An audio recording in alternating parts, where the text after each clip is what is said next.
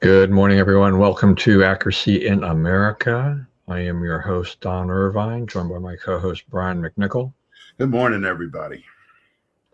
All right, this is episode number 371. I'm just trying to keep count of this particular version. So we are slogging along. There you go.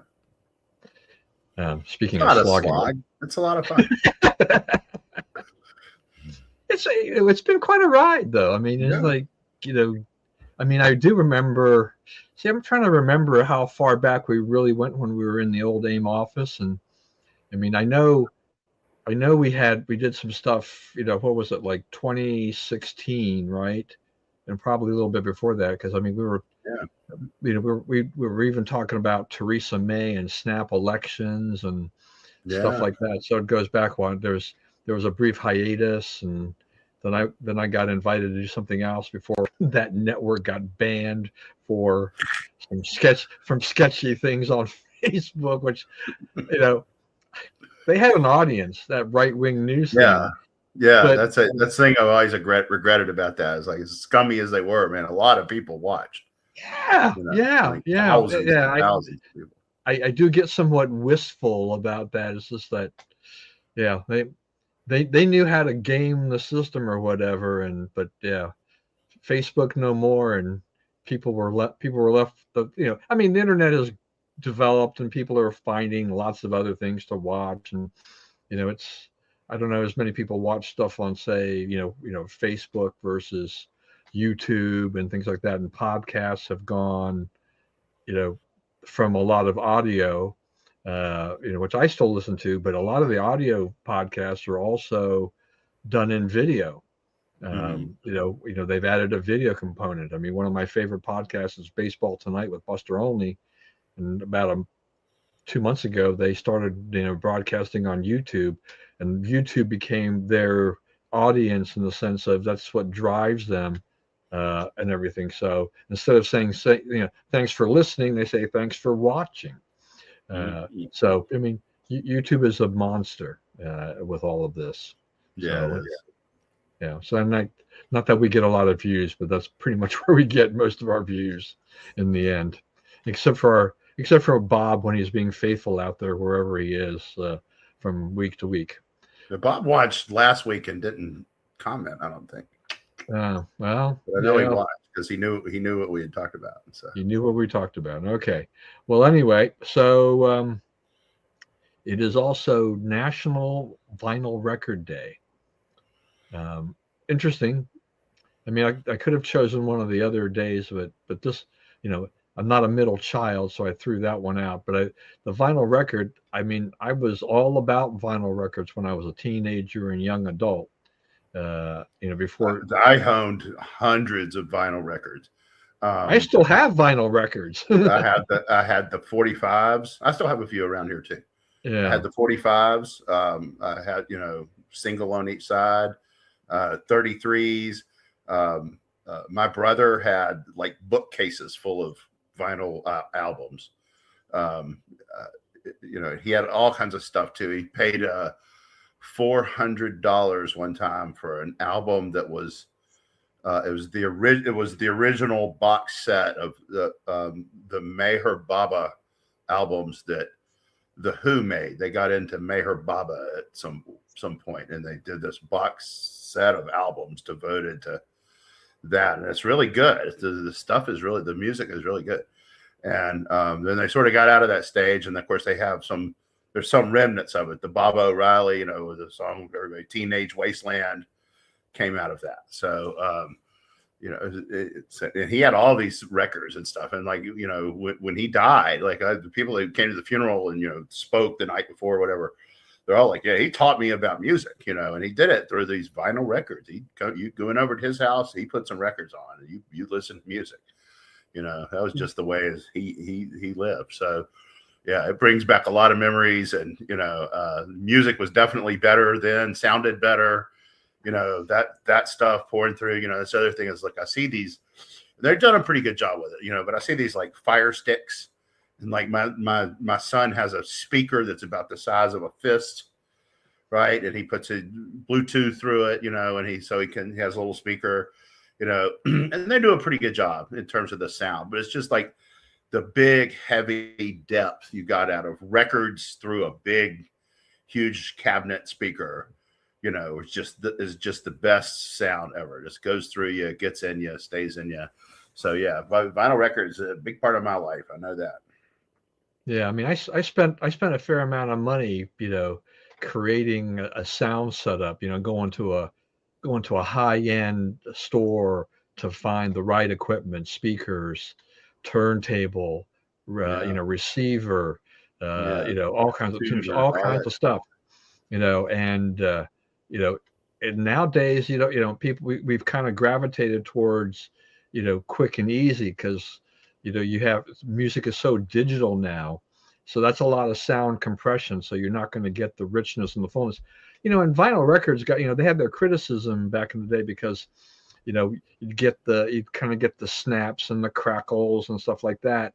But there has been a revival of that, right? I mean, Oh there's, yeah, you know, and everything like that. And so, yeah, I mean, I swear I don't even. There's somewhere around here. There's still the old albums. So I split my time buying albums from Columbia House Records and Kemp Mill Record Shop were probably yeah, my the two biggest places. I spent far too much money at both of those places, just buying almost everything I could, not being overly discerning in terms of what I chose. Anything from, you know, from soul music to maybe sometimes a few country things in there, and a lot of soft pop and then hard rock, and so yeah. it's a kind of an eclectic set of music I've got. Uh, but yeah, I mean, I guess my kids will just get it and they'll decide what to do with it. There was a guy. There was a record store in Shreveport called Suto, Sooto, and man, they had everything. They introduced me to so much different music, and you'd go in there, and the guy he knew everybody in Shreveport, and you know, he guided you to, like, this should be your next thing. If you were buying that, you should now buy this. You know, and it wasn't just a sales pitch. It was a guy, you know, leading you on a musical journey, and you know, I know if there's any Shreveport people out there watching, you can hear about this because you know we all gave that guy a lot of money. We all we all went in that store and bought a lot of records, and there's nothing wrong with that. Those were good records, the good, you know. It was And kind it's like you know, at one point I was buying up jazz like Ron Carter and you know George Clinton and you know jazz players, right? And you know, when I was buying those records, a lot of those records were like $2, you know, $1.88 or whatever. And then, you know, they're now, you know, $20 or $30, you know, records. It's like really taken off, you know, because like people are looking back, and go, wow, that Ron Carter was pretty darn good, which he was, you know. So, you know, it's like what I have now is like I wish I could find my baseball cards because you know I didn't collect them like I'm gonna sell these and get rich later one day, you know. I just had a bunch of cards and I looked at them and looked at the stats and enjoyed having the cards, and they're all in a box somewhere. And I wish I could find that box because, you know, now, you know, I was doing this in the 70s, you know, so the late 60s, early 70s. So some of those cards are going to be hard to find, right? And they might be in demand. I haven't kept them, you know, in a little plastic sleeve and all that. So you wouldn't get the big bucks because they're not in what they call pristine condition. But you know, that's it, like stuff out of our childhood that's like, you know, it's not really there as much anymore. Yeah. So two more things on this before we move to the real news, which is one, when you talk about like a local record store, uh, it does kind of remind me of, you know, the local bookstores where the same thing. If you had a local bookstore and the right people, they would also kind of help you give recommendations on things. You know, it wasn't just kind of the mass factory that had become over the years. You know, it was a very personal thing, just a very cozy spot, and people who knew things, and you know, books, you know, stacked around there, or even the used bookstores. You know, it's just, you know, just kind of one of those old timey things that goes on there. Baseball cards, great love of mine as a kid. Collected them, did the whole Topps bubble gum thing, you know, and everything like that. Bought a lot of those, but as a kid, the one thing that always frustrated me was that it was basically impossible for you to buy your way through bubblegum packs to collect, number one, to number like 726 or whatever the top number was that particular year. But it was somewhere in that 600, 700 range, right? And I'm like, there's got to be a better way. And so when I got a little bit older, I went ahead, even I still had the cards of mix and match and stuff like that I had, but I went and I started looking around and I bought complete sets to catch up. And I started with 1968. I don't even know why I started in 1968. I actually went back and spent several $100s on a 1968 complete set, and then I stopped. My last set that I bought was 1985, the year I got married. But those earlier years, like that, we're talking about having, Nolan Ryan rookie cards and stuff like Yeah, that. I have a But, Nolan Ryan rookie just, card, a just, Cal the, Ripken rookie card. just the one card of having people like that in a set makes the value of the set skyrocket. So they're sitting in my closet. They're sitting in a box that was made for baseball cards. And I keep saying, I'm going to turn them over to an auctioneer or something like that and just let them take care of it and do it, because my kids they don't really care about any of that stuff anyway. But I know I think the 68 set, at the real peak of baseball card collecting was worth well over $1,000 alone. That because of the cards that were in there, because they still had towards the end of Mickey Mantle, Willie Mays' careers, all those kinds of things in there. You think about that, Tom Seaver. So it was an interesting time, and but through bubblegum collecting and everything like this, I did wind up with the Washington Padres. I have a lot of Washington Padres cards. So though I know those are worth something, because it's one of the, it's like stamps or things like that. It's an error, Topps has to print them far in advance to get them out for the season. They thought the Padres were moving to Washington. Didn't happen, but they had all these players wearing Washington Padres caps, so those cards became kind of collectibles. So it's kind of interesting to see all the different iterations of things that have gone on in our lifetime. All right. Enough of that. War with Iran. Trump says the Strait of Hormuz is open. Iran is dragging their feet and saying it's not, disputing all of that. But I think things are, I mean, they're in a better shape than they have been overall. There's been a little bit of pullback, I guess, from the stock market because they're not sure exactly where we're going there. But gas prices seem to have stabilized a little bit for right now. They're kind of in a little bit of a down range. a little bit. Looks like they're solidly below 4 now in most places. Yeah, it depends upon where you're going, and I went those places around here, I should say. Yeah, and and everything is localized. I mean, I saw somebody post something about from a gas station in Utah, which the gas was running like $4.50. But Utah has been like that. They always are. They're always higher. Just like they mimic California, but they're about $1.50 cheaper or something. Yeah. And yet it's one of those things that if you drive through part of Utah, you see refineries there, right? You can smell it, you can see it, but it depends on where you're shipping the gas and the flow and everything else that's going. And running those trucks over mountains is a thing, right? Liquid's heavy. One of the heaviest loads you can carry is stuff like gasoline. Water is really a heavy load for a truck. So yeah, it's they're always going to have delivery problems out there.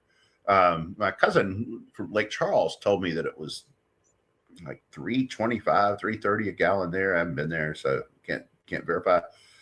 But a lot of the places along the south, when we were driving down there, was in the 350 range, so 350, 360. So yeah, so that was a while ago. That was early July. So. Right. So so 7-Eleven has been a part of my life since I was a kid, but off and on. I mean, when I was a little kid, I was at 7-Eleven a pretty fair amount, getting Slurpees. It wasn't terribly far away from my house. I could bike up there, and bike back home and stuff like that. I don't really care for Slurpees all that much as an adult. Not really anything I really want to buy in there in general. I don't, because I've always considered it to be it's convenience, so they're going to charge you for the convenience.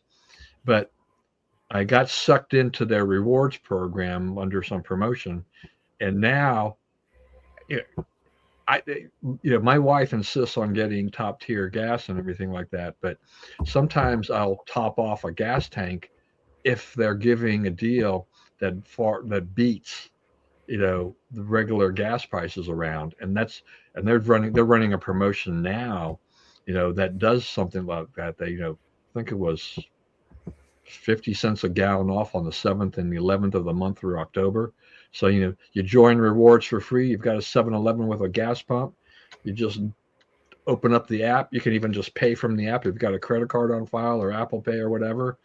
And then you tell the pump number, it just sets it up, and you pump away, and then you just drive off. You can get a receipt at the pump. You get a receipt, in the app or whatever. I'm like, not that's pretty good. It's another convenience from 7-Eleven. I give them kudos for doing that, because if you're discounting your gas by an extra 50 cents, you're not making anything. Yeah, especially on the regular.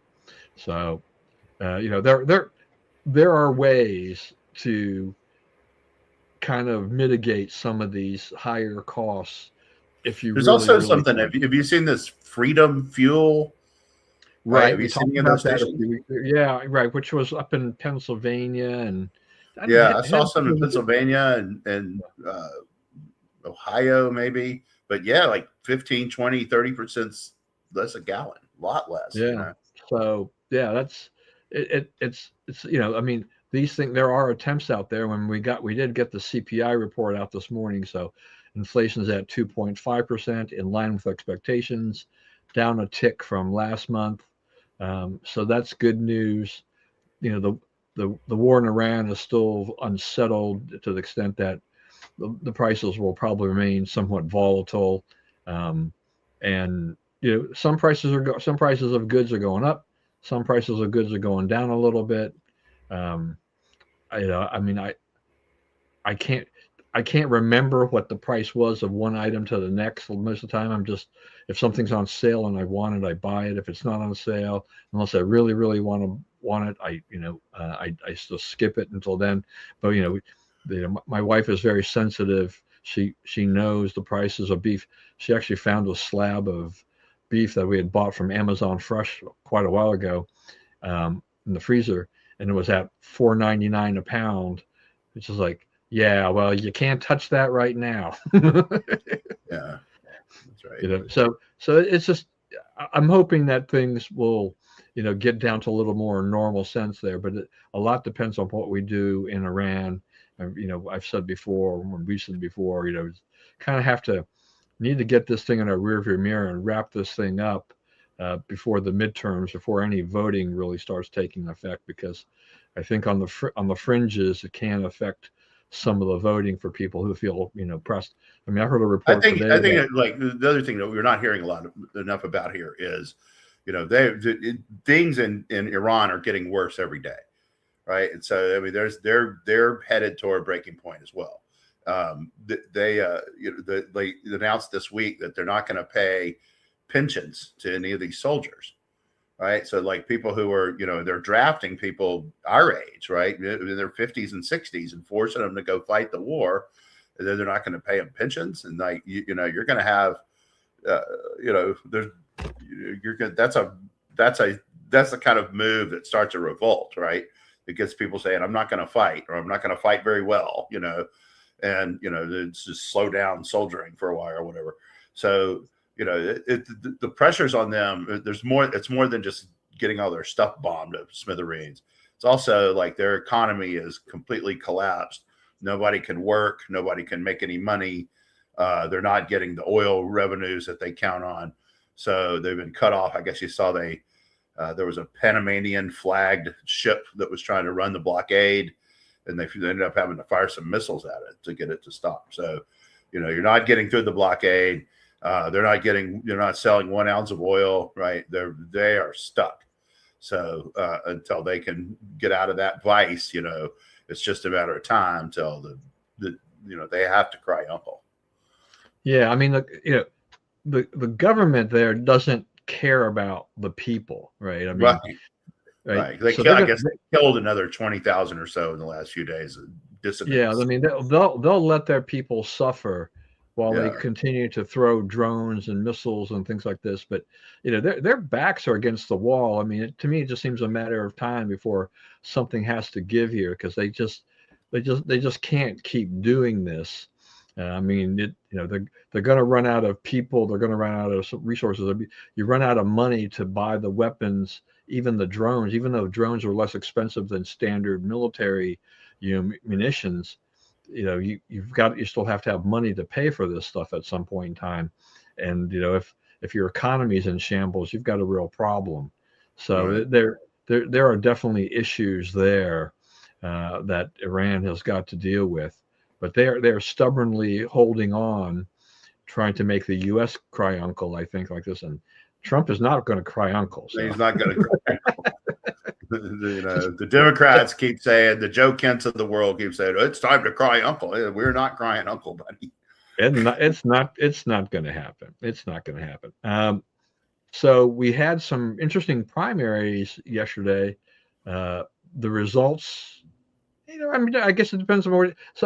So we'll start with Wisconsin because there was so much attention, focused on that. You had the Democratic Socialist who had in the polls had a very comfortable lead. You had this, what is it, Milwaukee County executive? Is that what he was? Mm-hmm. And he jumped back into the race after the person they had been coalescing around, dropped out. And he won a razor thin, race there, but he beat this Hong woman, and she has conceded, the race. The Democrats are probably breathing a sigh of relief on the one hand. These things here. I Big don't know how word much. for sigh of belief. Yeah, to me, I mean, some people in the media are talking about, the DSA, is, their progress is being slowed by the El Sayed. He kind of squeaked through, and now you've got Hung who lost and things like this. But I'm like, they still got a lot of votes. I mean, they were Oh, competitive. If they didn't win, she was darn competitive. She's made the Democrats sweat, and kind of, and made their lives, worse, for it. And we can, I mean, yeah, there were Republicans giving money to her campaign, which right. I Yeah. love when We're this starting to happens. do that at scale now. That's Yeah, kind of one of the little understories of this is we're it's just picking our opponents. yeah, it's kind of funny when they do that, right? Because look, they're not going to have an impact unless you get like a Mercer family saying, "Well, we're going to really pump a lot of money in there," something like that. You need some big wigs, heavy hitter. But she was a disaster, and that whole thing about Thanksgiving, that didn't go well at all. I think that's when they said we're going to pull the plug, and there's some evidence that the party kind of said we got to make sure that this comes out like it needs to come out. So she was like 22 points ahead in some of these polls. Like Yeah, to go, they miss polling misses sometimes. A lot of these guys had Harris winning the presidency 4, 5, 6 points. They were way off, but this is 20 points, 25 points. I mean, this is a yeah, big she big had this miss. comfortable lead. No, the Democrats were sweating bullets and just hoping and praying that somehow they would be able to beat her in this race, and they did. They managed to pull that off. The now they've got a short timeline to turn around and to try to win the seat. Try to win the governor's mansion. And I don't. That's not a guarantee. Wisconsin, it can go either way. Out there at this point. So, and they've been battered and bruised through this primary process. So it kind of, I don't know that there's a lot of love for this guy who won, but he's it's better than an alternative for the Democrats and gives them a better chance because Francisca Hong, if she had won, I think it was over for them for the governorship. Uh, so that's one thing the Democrats are hoping that they can cling to. Minnesota, that was interesting. I mean, I'm not sure the results turned out much different than we expected in certain things. The Mike Lindell lost his bid for the governor nomination. I don't know how many more times Mike Lindell is going to try to run for something. Um, I think he did a lot of damage to himself over the years, and I don't know. I don't quite understand how people vote for him these days anyway. Um, and I guess it was the lieutenant. Well, what is she? She was the House leader, right? She was the House Right. Speaker. Yeah. So she has an interesting story, right? Because she was the Speaker. She brokered a deal because it was a deadlock. There were 67 Republicans, 67 Democrats. She brokered a deal to become the House Speaker. So she became like the first first black House Speaker there in the Minnesota Senate. And it was in the House, and she's been around for a few years, but you know now they're going to have it's going to be a two-woman race. I mean, she's facing the lieutenant governor. No, wait a minute. She's facing Klobuchar. No, it's Klobuchar, Klobuchar. yeah. Klobuchar, right? So she's facing Klobuchar. So you got two women going there. But at least she seems to be conservative. When you can when you can rate it against Minnesota politics. So I don't know. I mean, Klobuchar's going to have money and she's going to have a lot of name recognition. But hopefully, this individual gives her a run for her money a little bit, makes her spend some money. Um, and the Minnesota Senate race where Tina Smith is retiring, uh, that was a little bit of a free for all at first, but Michelle Tafoya just coasted. Um, Right. I don't know. I don't know. I didn't really know her position except for the fact that Royce White spent a lot of time lately attacking her. So, but Royce was not going to have a chance to beat her. So he just went ahead and started throwing bombs at her, for which he was so far behind she could just ignore that.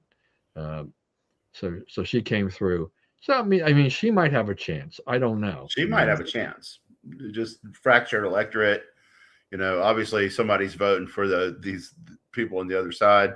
Minnesota's kind of like Virginia in that it looks like a solidly blue state, but it's really pretty close, right? And you get outside the metropolitan area and the college towns, it's a conservative state. So it does not guarantee victory, but in the case of the Senate race, Tafoya is going to have the name recognition advantage, right? So she has a chance. It's not over for her.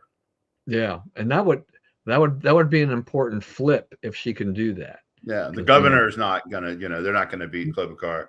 I think that Mike Lindell says that they were worried about him, so they colluded to keep him out. I don't know if that's true. That's what he claims, but they're clearly not worried about her. Yeah.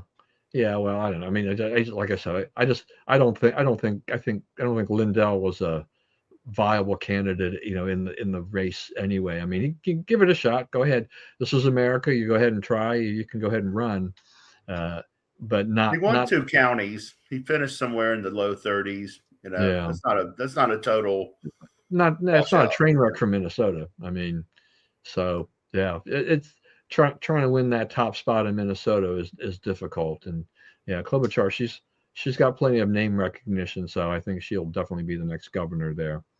But it's interesting to see how these races, and then we had South Carolina, where Darlene Graham, couldn't win the majority, so she and Ralph Norman will have to go head to head. I don't know. I don't know if that is a toss up or whatever. She'll win. You think Darlene is still going to come through? I think she's going to come through.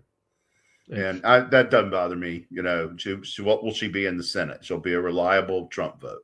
Yeah. Right. And so, do we have enough people up there arguing with Trump? Spend all their time arguing with Trump. So what's the argument against Ralph Norman? He's 80 years old. He's not exceedingly popular. He's kind of a plodding politician anyway. So, I'm fine with that if it ends up being Darlene. He's 80 years old, man. Something like that, high 70s at the least. Yeah. Okay. It's okay. So I will that gives me a little pause because okay, I mean the Senate you can stay there forever, but it's like when you're I probably don't get as excited about the House members that run and get into their 80s, but Senate members, considering that we have so few of them, as they get older, I get a little more concerned about their abilities and things like that. Though we have some that have done just fine on both sides, they're still fairly sharp. But born in if you're 53, what does that make him?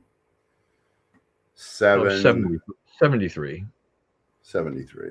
So he's still on the younger side, but that's still on the on the high side to run for Senate to me, Yeah, they really it's really something that I'd say if you're 50 or 60, that's that's a little more that's something I can do a little easier because then I can think like, well, if you turn out to be good, you can serve 20 or 30 years and you'll by the time you're done you'll be like 80 something maybe, but if you're starting at 73, how many terms do you really have left? right. One, right, is the answer probably. Yeah, I mean it's not two at the outside, right. Yeah, it's not likely he'll do more than a couple. Once again, unless he wants to be Strom Thurmond, or something like that. Yeah. So you never know. You never know. Stuff happens with people. You never know how this is going to go. Yeah, so I don't know. That'll be interesting to see. Correct me if I'm wrong. Did you see a story about did Spanberger go to some part of like Southern Virginia and get booed or something like that? Right. She went to the fiddlers contest at Galax, Virginia. That's a fiddlers contest. Yeah. Yeah. And she got just hounded with booze. Here's the thing about that. It's like, we want to spike the ball in that. And, every time Trump goes anywhere, like the crowd cheers and every leftard puts out a thing saying that they're, look, they all booed. And they can always find one guy in the audience who flipped the bird and booed, right? Because 60,000 people, one of them's going to do that, right? But I think that like politicians go to these things and, you go there to fiddle or listen to fiddling and, eat bad food and this and that and the other. You don't really go there for to see politicians, right? And they kind of slow up the proceedings. So I think, the natural sort of position is going to be to boo them, right? So I don't write a whole lot into it, but it does seem like her sort of popularity has crested pretty quickly. It doesn't really matter in Virginia because she can't run for re-election, but if she had any aspirations for higher office, I think that's pretty close to dead. Like she's been shown to be sort of indecisive and not sure of herself. Yeah, I mean, obviously, I just kind of saw some headline about it and didn't really delve into it. I remember it was a fiddler's thing, and the question from my end at this point, without knowing anything else, is that have other governors done the same thing? Is she just following some tradition? What kind of reception have they gotten, or did her people completely misread things and not do their homework and realize that going into this convention, this conference or this contest, whatever the thing is, that this was not a place that they would be welcome at, that right. that it's in a part of Virginia that's very conservative or things like that. Right. Virginia has some of the reddest counties in the country. They have some like 85, 90% red counties. So like if you go the wrong one, you're going to hear about it. Yeah. So I mean, I think there probably was a time in our history where politicians of all stripes could go into places where they didn't necessarily have a lot of votes, but still get polite applause or whatever, and be respected. But we're pretty polarized these days. I mean, people pretty much let their feelings out. It's like If they didn't vote Right. for you and they don't like you and your policies, they're going to let you know now. People Yeah. are not And holding back. it's like, when Trump goes to these things and they claim he got booed, yeah, they can always find somebody. But when you're listening to the crowd, you don't really hear a bunch of booing, right? But this, nobody was doing anything other than booing. There was no one there to cheer for her. So, I mean, she just got booed relentlessly. It had to be uncomfortable for her. Yeah, I don't. I tend to say on the surface, it seems like some kind of political miscalculation. Yeah, and handler's not doing the job. But as you said, it's a one-term thing in Virginia, so the popularity thing doesn't really matter in the one extent. But on the other hand, if you're trying to use the office of governor to launch yourself into a higher profile office, you definitely need to do that. I mean, I saw something that Glenn Youngkin is jumping into, school choice. Good. Yeah. Good for him. That's a good cause to take up. There are a lot of people who really will take that up, especially under the Trump administration, with their efforts to push, forward better education for everyone. This is a good thing to get behind on, and and hold the public school teachers accountable. So that's a good thing, and that can help if he does it right. That helps raise his profile in case he does want to do something. Yeah, he's also going around the country campaigning with people, so giving them money. So he's laying some tracks. Yeah, so that's good. We may hear more from Glenn Youngkin. I have this feeling that that a guy like Glenn Youngkin will become he'll look for something particularly post Trump. That type of thing. Wait for that to go behind, even if there's still the MAGA movement. Without Trump in office, it creates a different dynamic, and I think he would try to find that avenue, that path that he wants. For everything. So there was a clip that I happened to see as I was looking around for stuff, and what's that guy? It's Scott Jennings of CNN, right?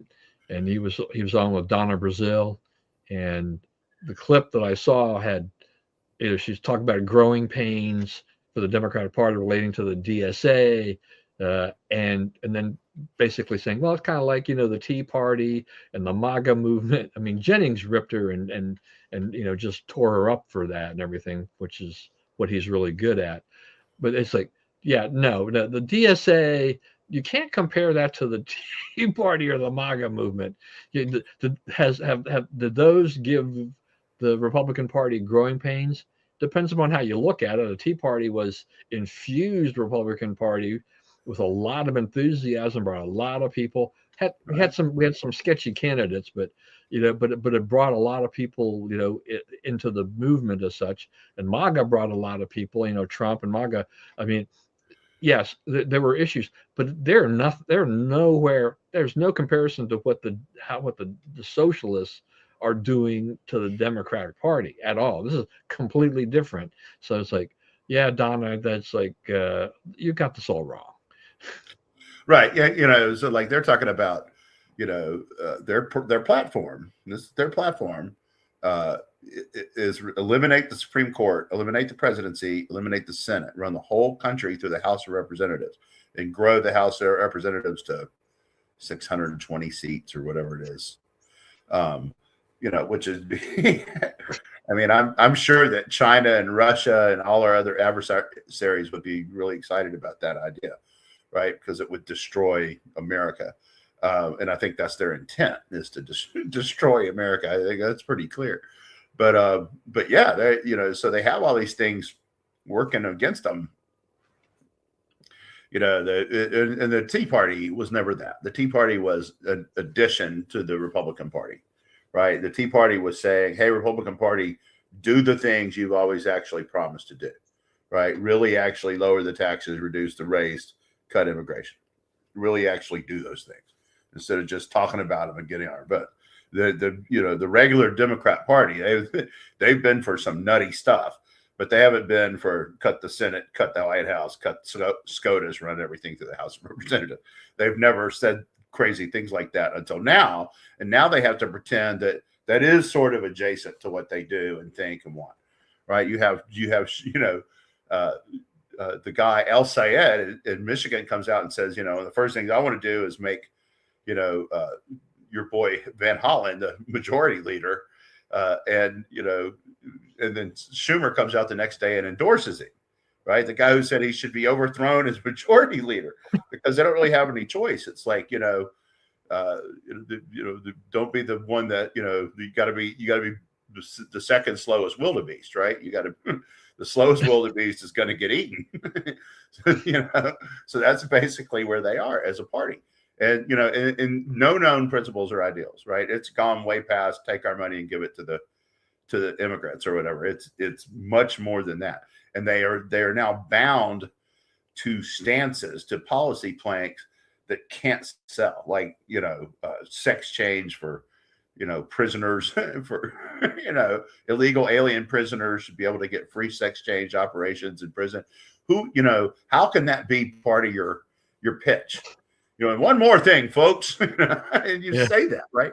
And they're all like, no, not my money, not with mine, So, but they're trapped, right? They're in this thing with these people. They're in this thing with these people about the, welfare and so forth, right? Because you have some of them saying, okay, you have all these people mooching that aren't Americans. Why did you let them in? Well, we gotta let them in, well, no, you don't, so they have all these little internecine things, and we have some too now. We have this, the sort of Candace Owens, Marjorie Taylor Greene, Tucker Carlson, rump thing of the party, but there's very little support for that. It's the same 10 or 11% that voted for Ron DeSantis in the primaries when Trump was getting 51%, and they're not a political force, and they're not even trying to be. They're not even trying to, have a coherent platform that you could get behind or oppose or whatever. So it's a totally different, nice try, Donna, but that's not it. Yeah, look, I mean, politics, internecine warfare, particularly with the Republican Party, this is nothing new. Okay, I mean, right. I've seen this virtually all my life, and whether it's on either a smaller scale or a larger scale, it is just part and parcel of what happens. The more people you have in a room, the more people trying to do things, the more disagreements you wind up getting. I use my own central committee as an example.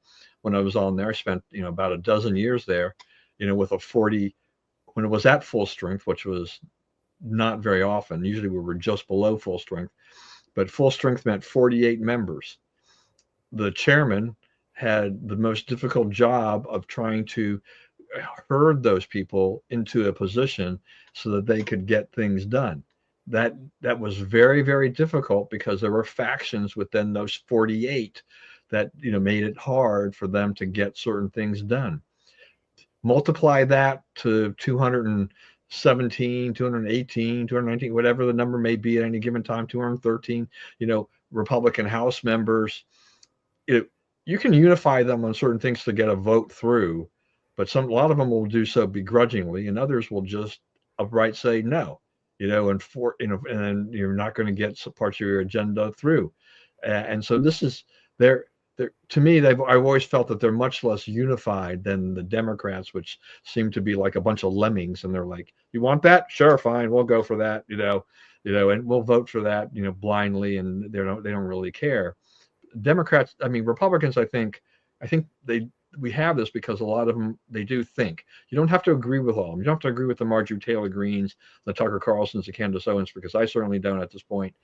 But they do have their own brain, and they do think, and they do bring up points, and they're not necessarily following the crowd. The Democrats, to me, just follow the crowd and just like, this is what we're going to do. We think they feel. Right. And, right. And it sounds like that sounds like a criticism of them. You actually need both, right? And so you don't really want government to not feel, because like the tax dollars that go into it, America is speaking on some matters, right? But we give that money to the government and say, okay, government, do some things with it that we as a society want done. Like, we do not want old people eating from a can, right? So everyone agrees, let's give the old people a little bit of money. There should be some kind of public pension. Is public pension a good idea from a conservative policy standpoint? Heck no, right? It's debilitatingly expensive and poorly administered and, dangerous to our future, right? At this point, it's way out of balance and, it's a problem. But, no one is seriously saying nix Social Security, like get it into some kind of private accounts or whatever. That's even a hard idea to sell. It makes a lot of sense. Be better for the government, be better for the people. But, it runs into a wall because, even people on our side say, we do not want grandma eating from a can out of the trash can, right? We don't want her going through the dumpster, right? We don't care. You're going to take some tax and you're going to do whatever, but we don't want that to happen, right? So, we think about some of their stuff. Like it's not, the other thing is like, and this is getting to be an increasingly big part of the divide in the country. If you're a left-winger, you pretty much only see left-wing news, right? I am all the time saying things to people that are obvious news stories, that there have been multiple news stories about it and the reaction to it and the policy changes that result from it. And they don't even know it happened because they don't see our side of anything. It's like the Fauci, this has got to be my MRC minute. But one of the things MRC has done is they go through and they say, okay, how much time did they spend on Graham Plattner, right? The guy in Maine. He had, beaten up multiple women. He was, gross stuff he put in his social media feeds. He had a Nazi tattoo on his chest, and he got 72% of the vote in the primary, right? So, there was some weirdness that people heard about that we knew about, right? That we on the other side knew all about, but the people voting in the Democrat primary in Maine did not. And when they did find out, they're like, "Oh no, we need a new candidate," right? And so they changed out the candidate. They didn't spend any time talking about El Sayed and all that. He backs a guy who says we deserve 9/11. It's our fault, right? That's like his buddy. No talk about that, right? No, they just don't discuss it. They're just like the Fauci. They have Fauci caught red-handed, right? And doing a lot of stuff that he shouldn't have been doing. So the media just says, oh, he invented the vaccine, save millions. What are you guys talking about?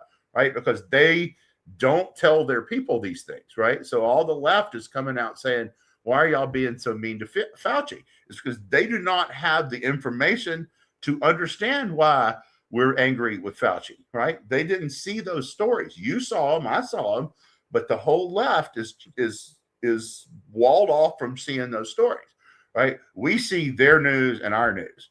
They don't see our news, right?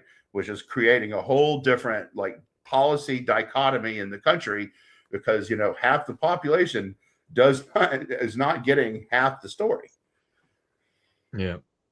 Okay. Yeah. Good points there. So we'll keep moving along here. We got a few more things I want to hit here before we wrap up. So there was a story about President Trump kind of having a big getting on Air Force One and then getting off of Air Force One, and nobody knew about it. That he basically, I guess he just walked up in and then walked right through the galley or whatever and into the food service container thing and then off to another plane for his safety. There had been some apparently credible threats. This is an interesting story, and I had really not thought about the threats, again that could happen there in the air, with Iran, at this point, maybe trying to shoot down. I mean, Air Force One has got to be the safest airplane in the world, but I guess you could still shoot it down. If you know where the heck it was, I guess. I don't know. Well, so what this suggests to me is that the threat to that plane was not that it would be shot down from below. The threat to that plane was somebody on that plane. And that's why they didn't worry about the press being on the plane, because whoever was there to kill Trump was not there to kill the press, just Trump, right? So, and this person, whoever this person is made their deal with the devil or God or whoever, right? Because they know they're not getting off, your life ends one way or the other when you do this. You're either going to spend the rest of your life in prison or you're going to be killed trying to do this, right? So so somebody on that plane had evil intent for Trump. Now, how do you get on that plane and they've identified this about you? You know, who was able to get on the Air Force One, but but was involved enough with this to draw their attention and prompted this move, right? So, there's people. I mean, they're getting closer to having. They're trying to get people on the inside of Trump's detail and so forth who are willing to do him harm. It's kind of always been one of their tricks, right? Is try to get someone close to him to betray him, or to put someone close to him whose job is to betray him. So that's just kind of another attempt at that. We need to know who this was, what this threat was, who's involved, because I bet you're going to find that there's the Iranians and working with domestic political enemies. Well, I mean that sounds like a Hollywood movie script at this point. But I mean, I'd be very curious to see. I mean, to see if they, for them to go through the manifest and everything like this, and see who was on the plane and make sure that everybody had been properly vetted in security, and make sure that there was no threat. But it'll at the very least, it might just make they might double check their security procedures, among other things, and they're probably going to want to know about their intelligence procedures too.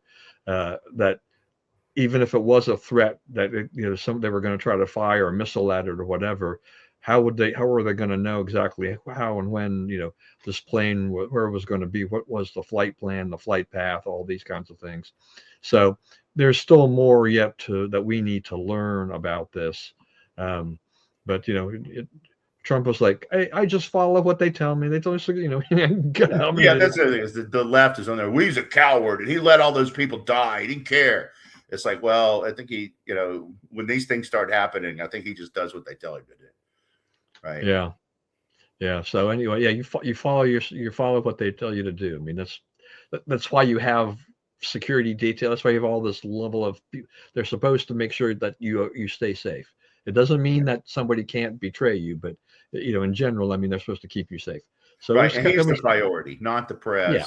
Oh yeah, yeah, by far. Yeah. Yeah. So yeah. So then there's another story. Just as we go, a couple brief things here. University of Michigan, their College of Literature, Science, and the Arts, they're not going to give letter grades on they'll not get letter grades to the freshman students because to help them with their mental health. Now, I apparently guess that if there's a when it can show up on a transcript, but otherwise they get a pass fail or something like that, and they can get a credit for the class. But initially they don't get a letter grade, so that they're not getting all uptight about this, and it's like, really, I mean, what are, I understand. I mean, mental health, there is kind of a crisis in the United States to a degree, but I mean,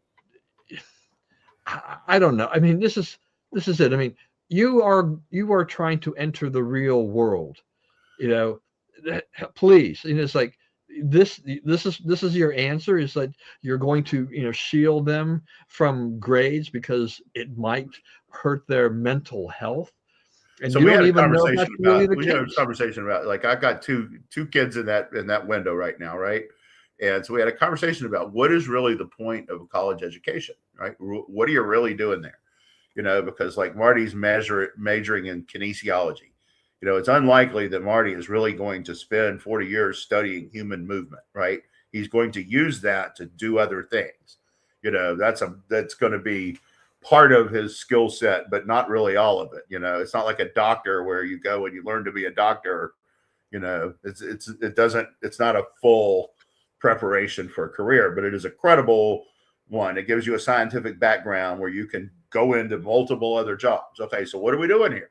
One, we're exposing him to stuff, but the main thing we're doing is they are proving that he has the wherewithal to handle this pressure. Boy, I got to get this report in by tomorrow morning at 9:00, or I'm going to make an F in this class. So therefore, it's 2 a.m. and I've got 3 hours of work to do. I'm going to be up till 5 today because I got to get my stuff done. So now I'm going to learn from that I don't like those 5 o'clock dealios. So I'm going to prepare my work ahead of time, and so like, I may have something to do the last day, but it's not overwhelming, right? Because I want to even out my workload and not have these crisis periods. That's how you train for that, is because of the pressure put on you by grades, by A versus F, rather than just pass fail. You're and it's the same as the whole welfare. It's the same logic. You're not helping people when you lower expectations. When you say it's okay to be slop, you'll get slop, right? If you say it's not okay to get slop, they'll stop giving it to you, right? It's like people respond to incentives. Why are we lowering the bar? Right. Why are we lowering the bar? Why on earth? Because you want that pressure put on you to not just pass, but to make a good grade, right?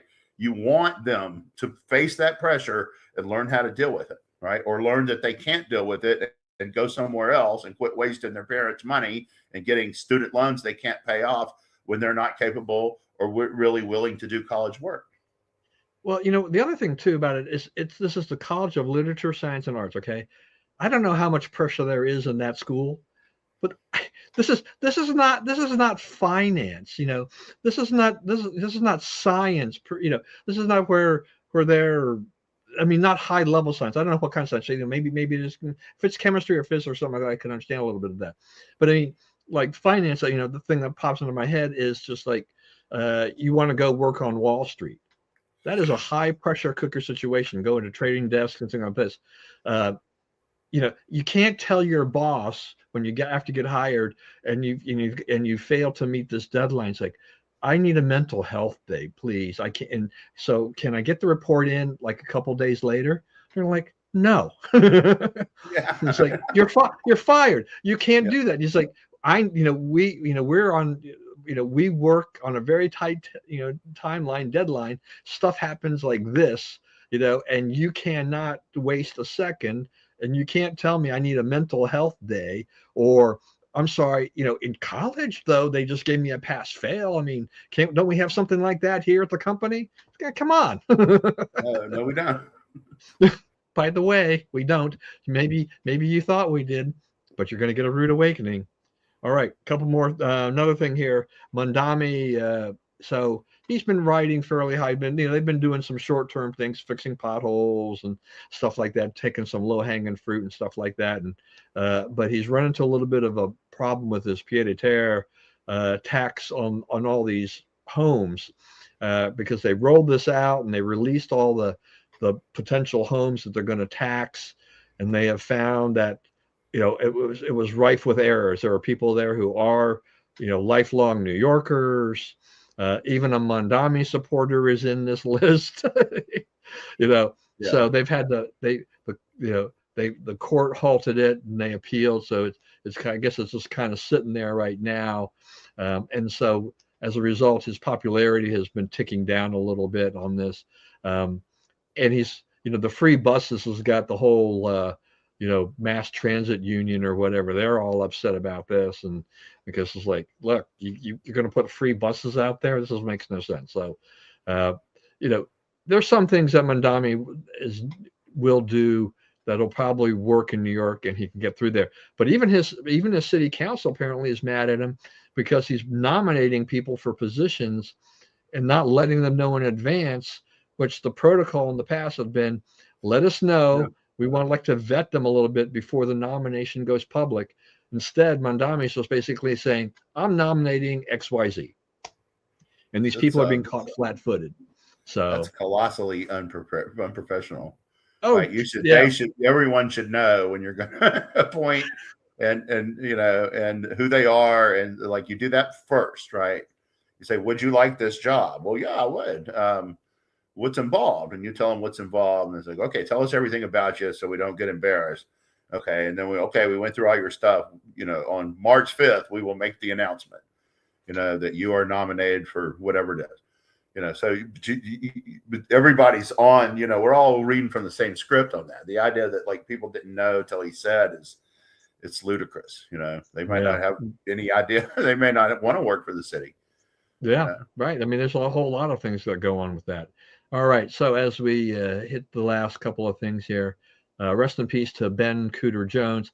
I put this up here partly because I was a huge Dukes of Hazzard fan back in the day. I will admit to that. So Crazy Cooter was, and then you got the Congress, served what, 2 terms, Yeah. and then enough From Congress, and he Iowa, wound, right? huh? Wasn't He he was from I think Iowa? he represented Georgia, I think. Georgia, was it? Okay. Yeah, and then but he retired to Washington, Virginia. Yeah. So I get must be farmland, or I guess That's a out there. I lot don't. of rich folks out there in Yeah, so Washington, that little area, yeah, I mean, he's Rappahannock County. 84, but he was part of that. He was part of that old guard. I mean, he would not be welcome in today's Democratic Party. That's the thing. It's so. But anyway, either they retire, or we see them, they pass on like this. But just to kind of give a shout out to him, um, more for his TV career probably than his congressional career, but not too many Dukes of Hazzard's stars left there.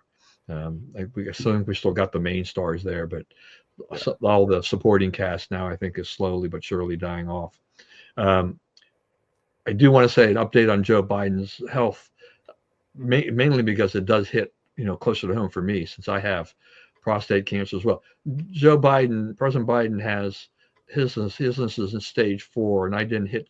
I narrowly escaped that diagnosis, but I can understand, what's going on there.